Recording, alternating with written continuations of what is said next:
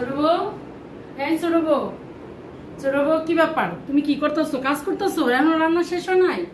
তোমার না বলছি রান্না করা লাগবে না, তোমার আমি রান্না করবো, বড় বউ রান্না করবো। তুমি রেডি হও, যাও। তোমার মা বলছে তোমার যাওয়ার জন্য, গিয়ে 2 দিন থেকে আসো। যাও, আসো, রান্না অফ করো। থাক, আমি করবো, তুমি আসো, আসো, রেডি হও। এই তোমার না বলছি রান্না রাখো, কথা শুনো না কেন? আসো।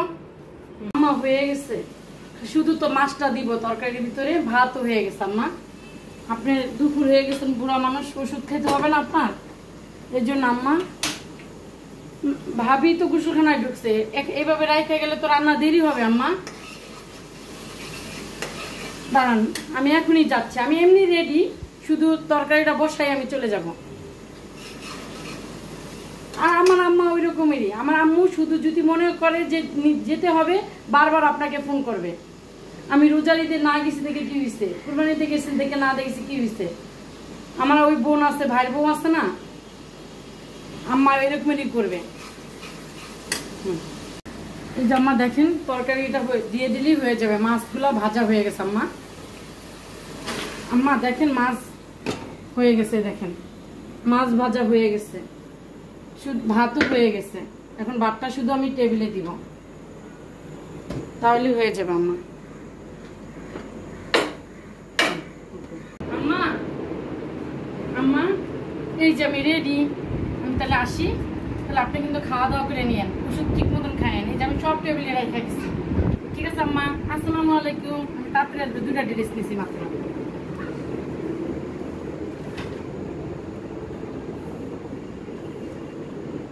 আম্মা, আম্মা আপনি যে ওকে যেতে দিলেন, ও তো ওর বাবার বাড়ি চলে গেছে, আর আমার সময় তো আপনি কোনোদিনও যেতে দেন না। আর ওর রান্না বান্না সব চুলার উপরে রেখা চলে গেছে।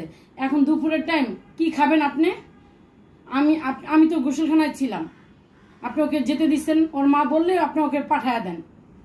এটা কি ঠিক করলেন? রান্না টান্না কিছু করে না, ও যদি রান্না না করে ওর বাবার বাড়ি যাবে, আমাকে বলতো, আমি রান্না টান্না করতাম। আপনি ওকে আগেই বিদায় করে দিলেন যে যাও, তাড়াতাড়ি তোমার মা তোমাকে ডাকছে। আমার মা ফোন করলো তো আপনি আমাকে যেতে দেন না। এরকমেরই করেন আম্মা, চুলার ভিতরে সব রাইখা গেছে। ও আমাকে ছোট বউ বই লাগছে, আম্মা আমি রান্না টান্না করে ফেলছি, আপনি ওষুধ খাইয়া যান। দেখি ও বলে নাই, এই যে হ্যাঁ আমি তো এভাবেই বলছি রাইখা যাওয়ার জন্য, যেন তুমি চলে যাও, তোমার দেরি হয়ে গেছে। যে রান্না তো হয়েই গেছে, আর তুমি এই যে মাছ ভাজি করছে, ডাল রান্না করছে, ভাত রান্না করছে, এই যে ভাত, এই যে তুমি কি বলো?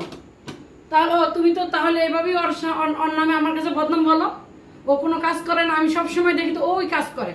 আর আমি তোমার তো দেখি সবসময় তুমি ওর সুতা ধরে বেড়াও, সবসময় ও এটা করে, ও সেটা করে।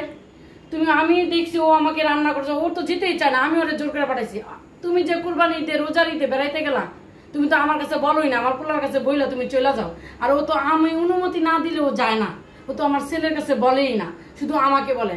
আমি তো ওরে না করছি, ওরে আমি যদি বলি না তুমি থাকো, তোমার যেতে হবে না, ও তো থাইকেই যায়। আর তোমার যদি আমি বলি তোমার আজকে যাওয়া লাগবে না, 2 দিন পরে যাও, তুমি তো উইটটা পইরা দৌড়াদৌড়ি করে যাও গা, আমার এই সমস্যা, আমার বাবার এই সমস্যা, আমার বোনের এই সমস্যা, এটা বললো তুমি চলে যাও। ও তো এত বড় সাহস নাই, ও তো ঠিকই রান্না টান্না করে গেল। আর তুমি আমাকে গিয়া কি বললা? ও তো আমার রান্নাই করে না, কিছুই করে না, ওরে আপনি বাপের বাড়ি পাঠিয়ে দিলেন। এগুলো না তুমি আর বইলো না, তুমি অনেক কিছু বলছো ওর নামে, আমি তোমাকে কিচ্ছু বলি না। আজকে ও নাই বিদায় তোমার আমি এই কথাগুলো জবাব দিলাম।